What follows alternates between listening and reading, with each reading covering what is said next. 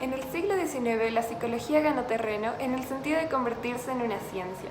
Esto gracias a todos aquellos avances que veremos ahora y a todos los descubrimientos que implicaron estos avances, siendo este el inicio de la psicología como la veremos hoy en día. Así que ahora prepárense para que demos un paseo a lo largo del siglo XIX y con ello ahondar en los temas de la fisiología, junto a diversos métodos experimentales, la frenología, los descubrimientos sobre el cerebro y el sistema nervioso, la psicología experimental y otras orientaciones como son la psiquiatría, la neurología, las influencias de la filosofía y finalmente también la creación de la psicología clínica.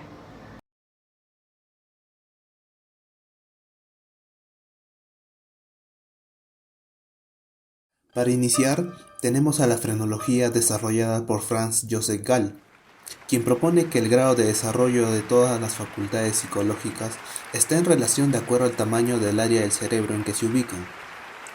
Gall llegó a esta conclusión a partir de una observación a grupos de infantes, donde aquellos que destacaban en la memorización eran los que tenían unos ojos más grandes.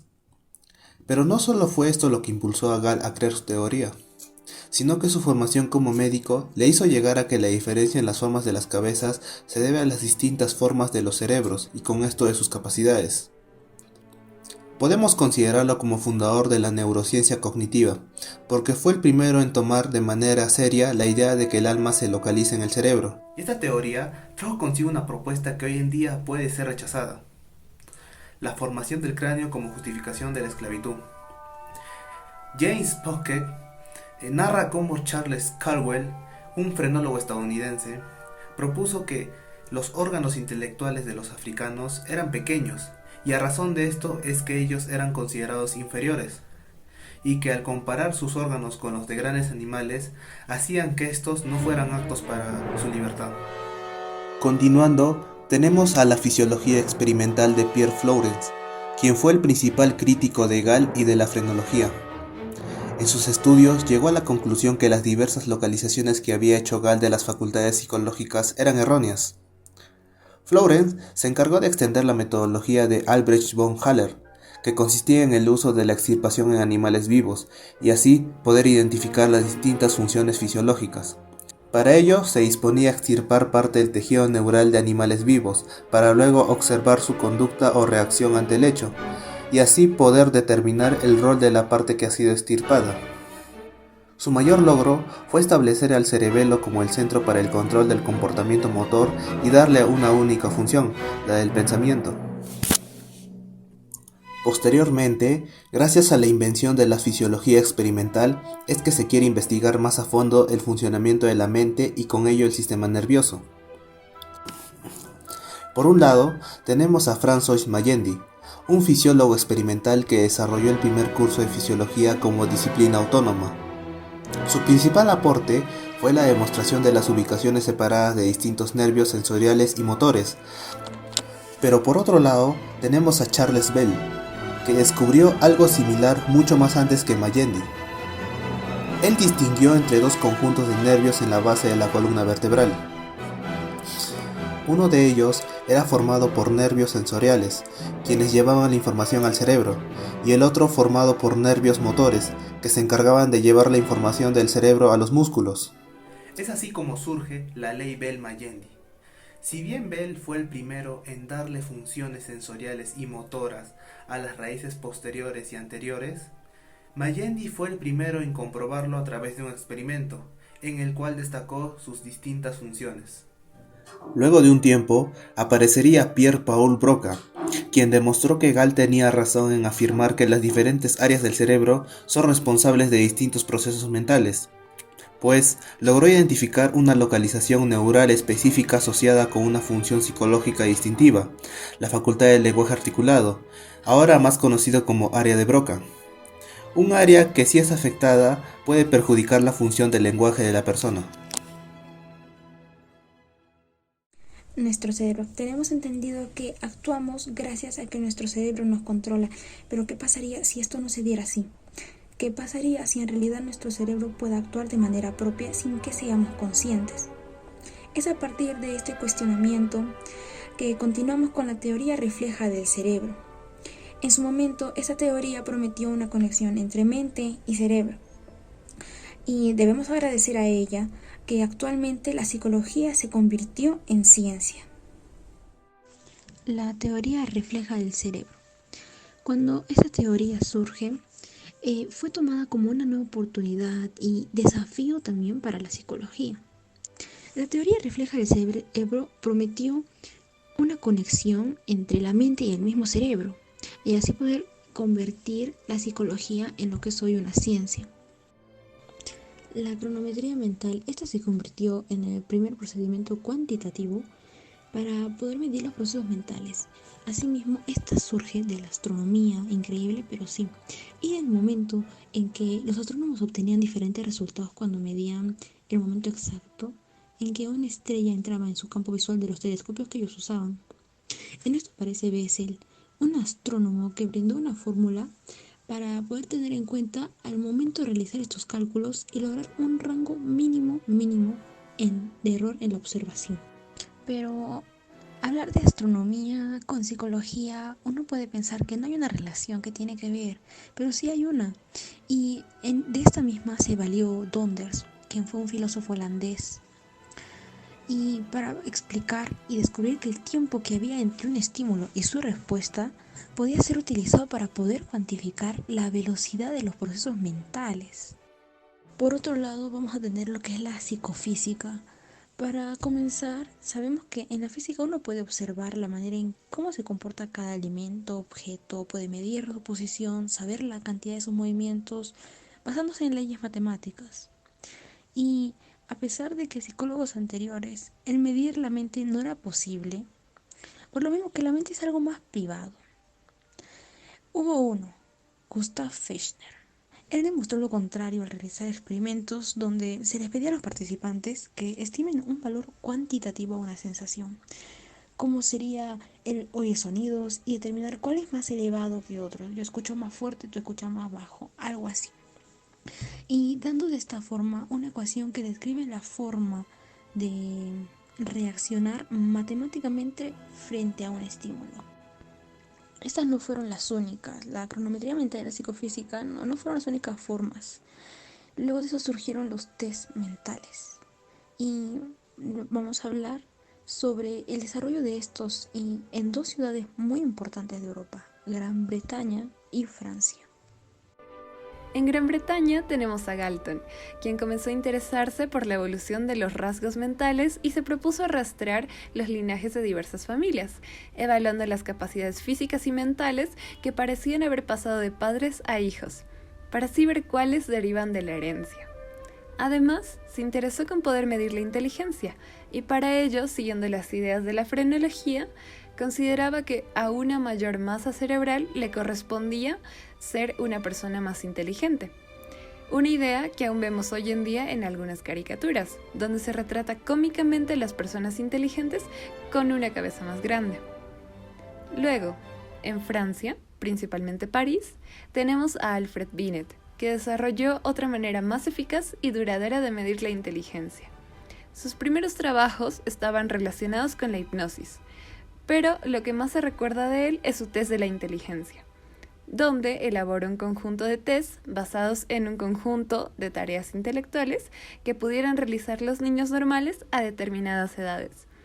El test práctico de Binet era mucho más útil que los tests teóricamente fundamentados de Galton, siendo también de gran influencia para William Stern, que introdujo a la historia el concepto de cociente de inteligencia, o por su nombre más famoso, el IQ.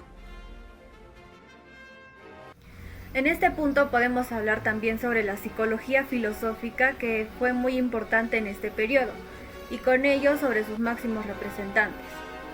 El primero de ellos es Alexander Bain, quien manifestaba que su mayor deseo era unir a la psicología y a la fisiología. En 1855 publicó Los sentidos y el intelecto, donde puso en relación lo psíquico con lo fisiológico a partir del estudio de las leyes de la asociación y fisiología. Esta última fue tomada del marco sensoriomotor de Müller. Asimismo, abarcó todos los temas, desde las sensaciones simples hasta la estética. Respecto a la fisiología de Müller, en su obra Elementos de Fisiología, propuso que el papel del cerebro era asociar la información sensorial con las respuestas motoras apropiadas, y como Bain ya conocía esto, incorporó esta concepción para así unir a la filosofía del asociacionismo con la fisiología sensoriomotora, dando como resultado una psicología humana unificada. Seguidamente hablaremos sobre Hippolyte Adolphe Taine. Él fue el último gran exponente de la psicología filosófica francesa. En su libro sobre psicología llamado Sobre la inteligencia, presenta una psicología asociativa similar a la de Bain, ya que afirmaba que las ideas pueden reducirse a un conjunto de sensaciones asociadas al nombre de cada idea. Ahora bien, referente al sustrato fisiológico de la sensación, proponía que a todo evento de la conciencia le corresponde un evento nervioso, aunque algunos de estos eventos solo daban origen a sensaciones inconscientes. Su neurofisiología presenta al cerebro como un órgano no especializado que asocia estímulos y respuestas. Luego aparece Hermann Lotz, quien es el principal representante de la psicología filosófica alemana. En Fundamentos de Psicología, propuso una visión empirista de la conciencia con el concepto sensoriomotor, afirmando que la percepción de la profundidad es aprendida, y la experiencia se compone de ideas simples. Más tarde, un gran físico de 26 años formuló la ley de la conservación, que afirmaba que la energía ni se crea ni se destruye, dando así un golpe al dualismo interaccionista. En este punto estamos hablando de Hermann von Helmholtz, el representante más coherente del naturalismo y el empirismo. Su enfoque sobre el estudio de la mente era idéntico al empirismo lockeano, en el sentido de que las ideas son interpretadas como contenidos mentales. Además, defendía que lo único que conocemos con certeza son nuestras ideas o imágenes del mundo exterior a través de la experiencia. Asimismo, no podemos saber si estas ideas son verdaderas o falsas, pero esto no tiene importancia siempre y cuando éstas nos condujeran a una acción efectiva en el mundo real. Su teoría de la inferencia inconsciente fue la más importante en la psicología. Esta proponía que a lo largo de nuestro desarrollo, por ejemplo, aprenderemos de una manera inconsciente a calcular la distancia entre los objetos, aunque no seamos conscientes de ello. Así, de la misma manera, se deben aprender otro tipo de cálculos o inferencias, como es el caso de la adquisición del lenguaje e incluso también el significado de las ideas. Volviendo con la historia de la psicología, nos adentramos a la psicopatología, la cual es una rama de la ciencia psicológica. Esta dio aportes con un alto valor teórico y práctico para la psicología y la psiquiatría, especialmente en Francia. También se vinculó a la neurología, siendo una de las ramas de la medicina que tratan a los enfermos mentales. En este sentido, se le puede considerar como una ciencia fronteriza, y para iniciar a describirla tenemos que retratar algo. Como sabemos, siempre ha existido enfermos mentales. Podemos verlos hoy en día y saber que no dejan de ser personas, pero hasta el siglo XVII estos eran tratados de muy mala manera, incluso brutalmente. Se dice que en la Edad Media los locos vagaban libremente por el campo y no fue hasta la llegada de la Edad Moderna cuando se empezó a maltratárseles y encerrárseles, ya que existían manicomios públicos y privados. Un político irlandés afirmó que cuando alguien se vuelve loco, la única manera que tiene la familia de arreglárselas es hacer un agujero en el suelo de su cabaña, no tan hondo como para permitir que la persona esté en pie, y ponerle algo pesado encima para impedir que se levante. Y allí le dan de comer y allí generalmente muere, dando a entender que incluso podían ser tratados como animales. Mas esta situación cambió con la investigación en el campo psicológico. De pronto se dejó ver a los enfermos mentales como meros locos a los que hay que tenerle miedo. Johann Christian Reich acuñó el término de psiquiatría en el año de 1808, pero al igual que el término psicología, este tardó décadas en afianzarse. La terapia moral surgió a partir de un objetivo: curar a los enfermos mentales en vez de limitarse a aislarlos. Uno de los grandes problemas que enfrentaban los psiquiatras era el de detectar a partir de los síntomas extraños las enfermedades subyacentes. Kraepelin era un psiquiatra quien fue el primero en diagnosticar científicamente documentada la dementia praecox, demencia precoz, como la conocemos hoy en día, la esquizofrenia.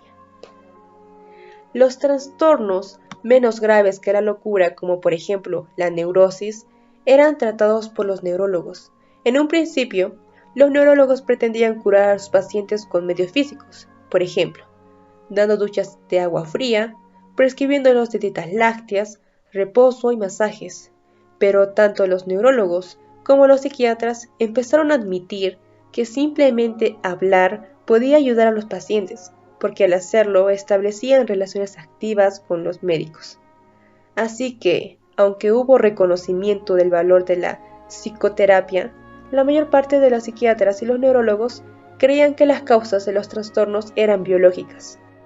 Pero por otro lado tenemos a la psiquiatría romántica, una concepción alternativa a la postura dominante neurocientífica y genética de la enfermedad mental, donde los psiquiatras, que eran llamados también psiquiatras románticos, concebían la locura como producto de las pasiones que habían escapado al control racional.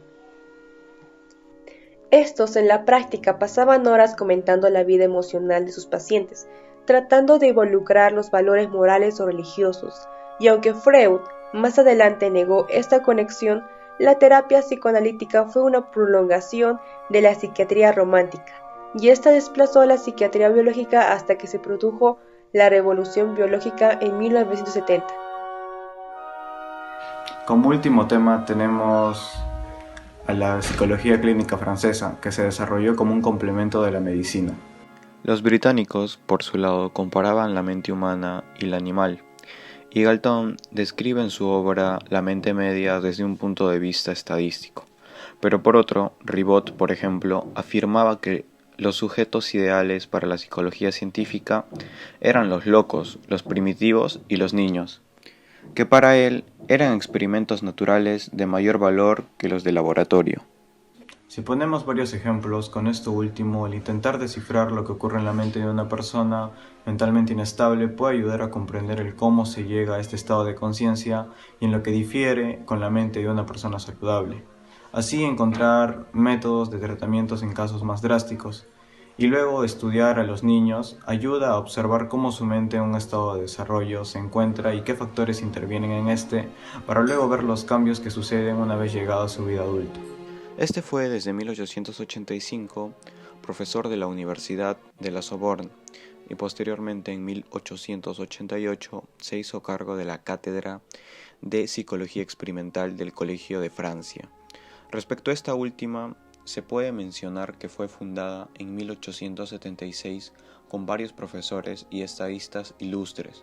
La tradición clínica francesa aportó a la psicología el término sujeto, que posteriormente se utilizó de forma generalizada para referirse a las personas que participan en los estudios psicológicos. Y estos métodos hacen que la psicología francesa difiera de la británica y la alemana. Libolt inició una escuela de pensamiento en Nancy, Francia. La escuela de Nancy sostenía que el estado hipnótico era una intensificación de determinadas tendencias existentes durante el sueño o estado de vigilia. La otra escuela, la del Hospital de Salpêtre de París, defiende que el estado hipnótico debería ser un estado patológico, propio solo de los enfermos de histeria. Sin duda, el camino que sigue la psicología para convertirse en una ciencia ha tenido sus aciertos y desaciertos. Ha generado falacias, pero también al mismo tiempo descubrimientos. Y puede que hoy en día veamos estos avances de su tiempo y pensemos que son completamente erróneos. Pero así como hoy pensamos de esta forma, puede que dentro de unos años esta concepción que tenemos cambie e incluso se perfeccione, pues el camino que la psicología siguió aún no se detiene y el campo de investigación es aún extenso. Así que ver este inicio ayuda a saber cuánto hemos progresado y motiva que lo sigamos haciendo.